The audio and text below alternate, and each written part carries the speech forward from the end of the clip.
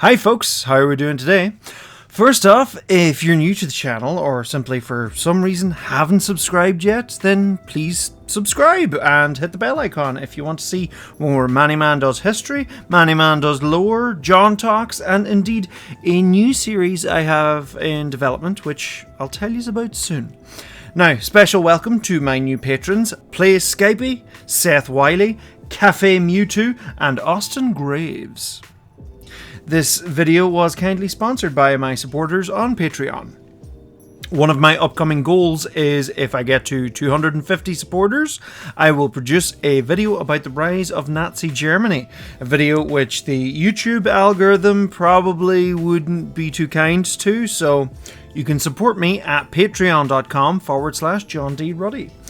Now, this video was actually meant to be a much shorter video, but the more I researched, the more interesting details I found about the rabbit hole that is Watergate.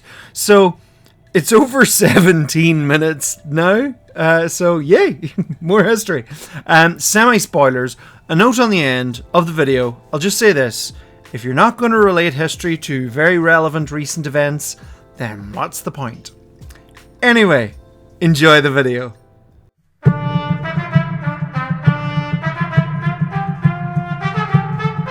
Manny Man Does History.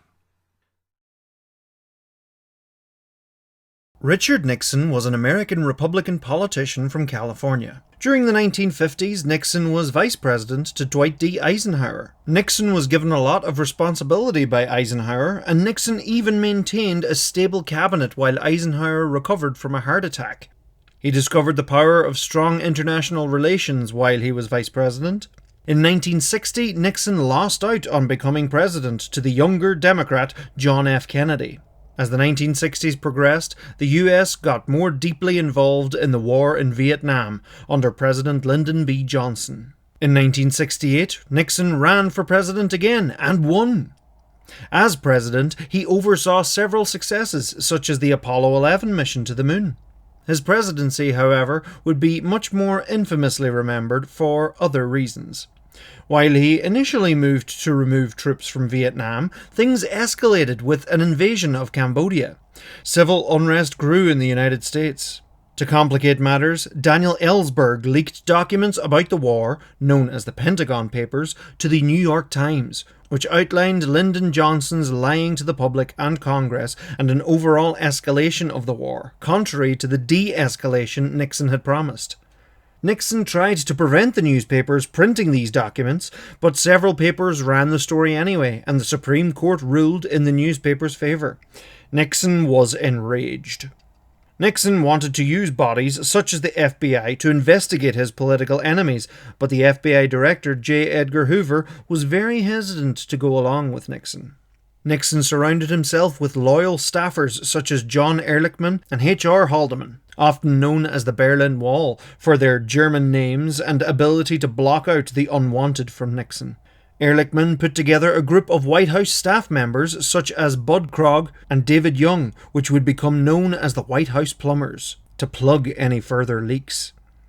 A list of Nixon's enemies was compiled by Nixon's special counsel, Chuck Colson, and they used the available federal machinery to screw their political enemies. Former FBI Gordon Liddy and former CIA Howard Hunt became part of the Plumbers and were assigned to organize operations.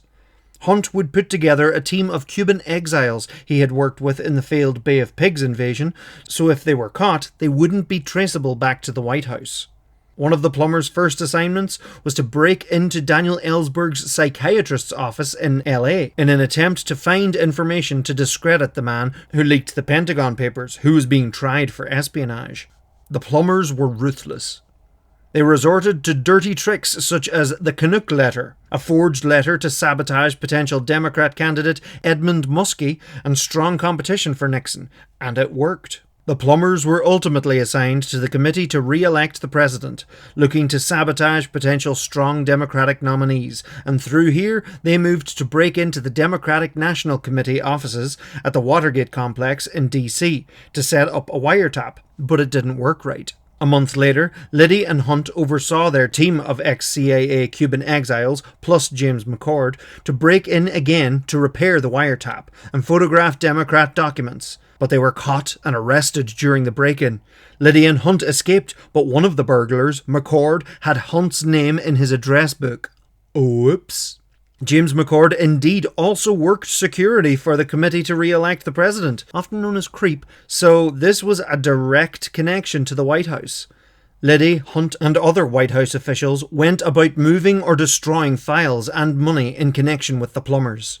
Liddy called his higher-up in the Committee to Re-elect the President, Jeb Magruder, to tell him of the fiasco. The higher-ups in CREEP were in LA raising money with the Governor of California, Ronald Reagan. Nixon's former Attorney General and now Director of CREEP, John Mitchell, told Liddy to tell Attorney General Richard Kleindienst to get McCord out of jail, but Kleindienst refused as it would be an obstruction of justice. Although he didn't then mention Liddy's confession to the FBI, who were beginning investigations. The feds found that a check which had been earmarked for CREEP was found in the bank account of one of the burglars. Days later, FBI Associate Director Mark Felt, who would later be codenamed Deep Throat, met with Bob Woodward of the Washington Post, helping them join the dots between the burglars and Howard Hunt, and ultimately John Mitchell, CREEP, and the chain of command and election money leading all the way up to the White House. CREEP Director John Mitchell had his wife Martha essentially kidnapped for fear of her talking to the press about the break-in. Meanwhile, in the White House, Nixon was advised by Bob Haldeman to have the CIA tell the FBI to stay the hell out of investigating the Watergate break-in, having the CIA let on that the Watergate break-in was a CIA operation. And so Nixon gave the order to have it done. L. Patrick Gray, who was acting director of the FBI after J. Edgar Hoover's death, went along with Nixon's wishes, destroying files belonging to Howard Hunt, and initially provided daily updates to White House counsel John Dean. John Mitchell resigned as director of CREEP after his wife publicly threatened to leave him if he didn't get out of politics. That autumn, Hunt, Liddy and the Watergate burglars were indicted by a federal grand jury for conspiracy, burglary and violation of federal wiretapping laws. Howard Hunt pressured the White House and CREEP for hush money. At this point, most journalists were more interested in the upcoming election than the little break-in at the Watergate, as were the American people. Nixon would be re-elected as president that November, winning by a landslide, but the massive victory would be overshadowed by the storm clouds ahead. In early 1973, having been paid off to avoid a long trial full of dangerous questions, the burglars pled guilty to the Watergate burglary. As Pat Gray was being questioned in his confirmation hearings to become permanent director of the FBI, he revealed that he helped Nixon monitor the Watergate investigations and that John Dean probably lied to other FBI agents. As sentencing approached, Howard Hunt began pressuring the White House for more hush money, nodding to his knowledge of earlier break-ins too. Meanwhile, John Dean warned Nixon that this whole situation was a cancer growing around the presidency, as they secretly discussed the practicality of quietly sourcing $1 million in hush money for the burglars, Dean comparing their actions to the mafia. Nixon replied, "You could get $1 million, and you could get it in cash. I know where it could be gotten." Not wanting to be the patsy, Watergate burglar James McCord revealed in a letter to Judge John Serica that he had lied about the burglary being a CIA operation, that he had been under pressure by other government officials, and that several higher-ups knew about the break-in. This revelation blew things wide open and grabbed the attention of the nation as eyes now turned to the White House. All the while, America was in the process of pulling its troops out of Vietnam. In April, John Dean, sensing he might be made a scapegoat, began cooperating with the federal Watergate prosecutors, beginning to shed light on the cover-up. Pat Gray resigned as FBI director after it was revealed that he had destroyed files. William Ruckelshaus became the new director. By the end of the month, as pressure rose, Ehrlichman, Haldeman and Attorney General Kleindienst resigned from the White House staff. John Dean, too, was fired. In May, the Senate Watergate Committee began its hearings on national television, with Archibald Cox appointed as special prosecutor to investigate possible presidential impropriety. Senator Howard Baker famously asked, "What did the president know, and when did he know it?" Dean revealed he had discussed the cover-up at least 35 times. The White House denied what Dean was saying. However, former Presidential Appointments Secretary Alexander Butterfield confirmed that all conversations and phone calls in the Oval Office had been recorded on tape since 1970, giving a solid record to prove what Dean had to say. In response to the public discovery, Nixon ordered the taping systems to be disconnected. That July, he refused to turn over these tapes to the investigation. In October, pressure had come on Nixon's Vice President, Spiro Agnew, as the investigation began to discover a history of bribery and corruption during his time as Governor of Maryland, so Agnew resigned. Gerald Ford would be nominated for the new vice. War had broken out between Israel and various Arab nations in the Middle East and threatened to draw the Soviet Union into it, adding more pressure on the White House. With Agnew being forced out, on October 20th, Nixon ordered Attorney General Elliot Richardson to fire Special Prosecutor Archibald Cox. Richardson refused and resigned. Nixon then ordered Deputy Attorney General and previously brief acting Director of FBI Michael Ruckelshaus to fire Cox. He too refused and resigned. Nixon then ordered Solicitor General Robert Bork to fire Cox. Bork obliged and Cox was fired. This would become known as the Saturday Night Massacre. The American public was shocked. Leon Jaworski became the new special prosecutor.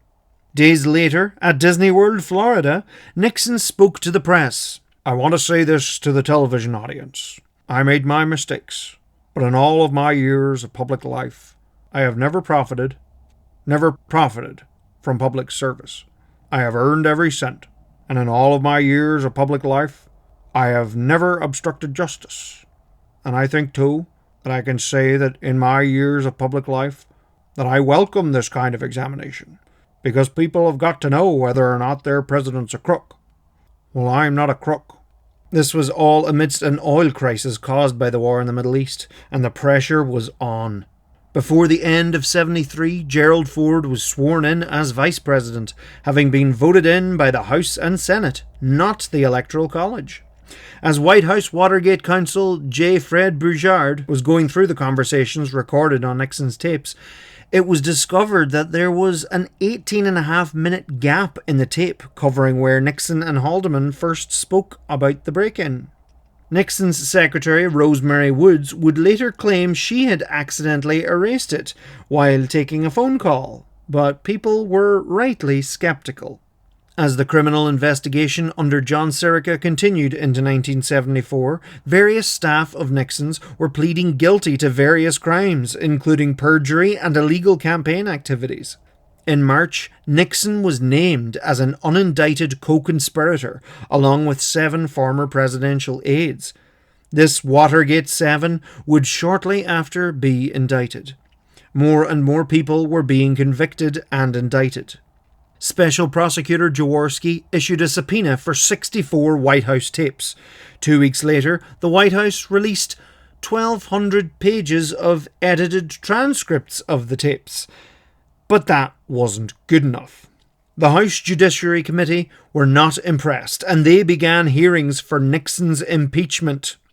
More and more evidence was laid out, but some Republican senators were still dragging their heels regarding impeachment. That June, Bob Woodward and Carl Bernstein, who had been keeping Watergate in the headlines of the Washington Post, released their book All the President's Men, which outlined in detail what was going on to the public. Public opinion began to turn. It was clear that this corruption went through the entire system, leading all the way to the top. Constituents flooded Congress with phone calls, letters and telegrams demanding accountability. In July, Jaworski had had enough of Nixon holding on to the tapes, so he brought it to the Supreme Court, and in a landmark case, United States v. Nixon, they unanimously ordered Nixon to release the unedited tapes. Congress moved in to pass the articles of impeachment for obstruction of justice, abuse of power, and contempt of Congress. In August, they discovered a tape containing a conversation between Nixon and Haldeman, planning the cover-up, recorded only a few days after the break-in. This was the smoking gun. Republican support for Nixon had plummeted, and key Republican senators warned Nixon that there would be enough votes to convict him in an impeachment. There was blood in the water. Ultimately, Nixon chose to resign. Addressing his staff, he said, "Always give your best. Never get discouraged. Never be petty. Always remember, others may hate you, but those who hate you don't win unless you hate them. And then you destroy yourself." On the 8th of August, 1974, President Richard Nixon came on live television and announced his resignation, claiming that amidst such uncertain times in global politics, America needs a full-time president and a full-time Congress. He would resign the following day, the first US president ever to do so. Gerald Ford was sworn in as president, becoming the first US president to have never been elected by the Electoral College. A month later, Ford ended the Watergate investigations and pardoned Nixon, willing the country to move on from the scandal. Public backlash was massive against the whole fiasco, and Democrats made massive gains in the election of '74. Congress brought in the Privacy Act of 1974 to curb certain presidential privileges Nixon had flaunted. Ford tried to veto this under the advisement of Dick Cheney and Donald Rumsfeld, but Congress overrode it. In 1975, John Mitchell, Bob Haldeman, and John Ehrlichman were convicted of conspiracy, perjury, and obstruction of justice. The Church Committee was set up to investigate possible abuses in the CIA, NSA, FBI, and the IRS, which would later be succeeded by the Senate Select Committee on Intelligence. In what's known as the Halloween Massacre, Ford replaced a lot of Nixon's cabinet members. Took him long enough. Overall, there were 69 people indicted for crimes connected to the conspiracy. 48 were convicted. The convicted conspirators served their time in prison. Watergate really drove a building sense of cynicism within the United States. Ford was defeated when he actually ran for president. In his first major interview after the scandal, Nixon spoke with English journalist David Frost, who asked him if he thought there were certain situations where the president could do something illegal. Nixon's response was, "Well, when the president does it, that means it is not illegal." Nixon died in 1994 and had no state funeral, as per his own wishes. It was still attended by 5 living presidents and several VIPs. Nixon's executive producer for television, Roger Ailes, would go on to help in the presidential campaigns of Ronald Reagan and George H.W. Bush, ultimately being hired as the CEO of Fox News. Watergate would forever become synonymous with scandal, with people putting the word "gate" at the end of anything to automatically create a name for a new scandal. In 2005, Mark Felt went public about being Deep Throat, one of the initial whistleblowers. Politics changed over the years, as did the American electorate. With more choice in news sources, news became more and more politicized, and the 21st century saw an ever-growing divide between conservatives and liberals. Despite the more numerous scandals President Donald Trump had faced, including actually being impeached by the House twice, his voter base stuck by him due to tremendous support from the likes of Fox News. Thus, Republican senators stood by him too. It would be interesting to see how the Watergate scandal would have played out if more conservative media had been there to sing Nixon's praises. What do you think? Thanks for watching, folks. This was surprisingly fun to put together. Loads of suits. Suits are fun and easy to draw. Monarchs of England Part 3 is on its way. I have the script written and I am piecing together the illustrations. If you wish to support the creation of these videos, you can do so at patreon.com/John D Ruddy. As I said before, if I reach 250 patrons, I will produce a video about the rise of Nazi Germany. Different support tiers on Patreon have loads of benefits, some including custom Manny Man picks drawn for you. There's loads of Manny Man merch available at johndruddy.com, including Presidents of the USA t-shirts and hoodies. And hey, look, Nixon's on there. Woo! And Gerald Ford. He is Gerald Ford and you are not. Special welcome to my newest patrons, Austin Graves, Cafe Mewtwo, Seth Wiley, and Play Skypey. And thanks to all my patrons, Undersurf, Dallin Wright, David B, Frank Porter, Brendan J. Cassidy, Carl D. Manray, Joshua Benjamin Heisler, Keel Adam, Lapre Queen Vara, Mike Wise, Nice OJ, Patrick McGrath, Serena Kajani, Paul Minogue, Arwin D, Jen, Mataphobia, Judy Friesen, Chair DJ, Marcus Booker, Rocket Wrench, Tanmay, WSG, David Stranad, Alexander, Arthur Revan, Kanku, Colton Sayer, Emer Gibson, Senan H10, Felix Brumman, Generic Pilot, Gretchen Sand, Helena RB, Jefferson Yates, Josh, another Josh, wow, Catherine Gilks, Kilroy McNalsty, Cobrag 90, Monday Rico, Mr. Magnificent, Mr. Research Classy Black Men, Mr. Easy Play 2, Mycroft, Myth Gwyn, Ollie Kors, Ryan Elano, Shane McDonough, Stephanie Lentz, Talitha Brower. Once again, thank you.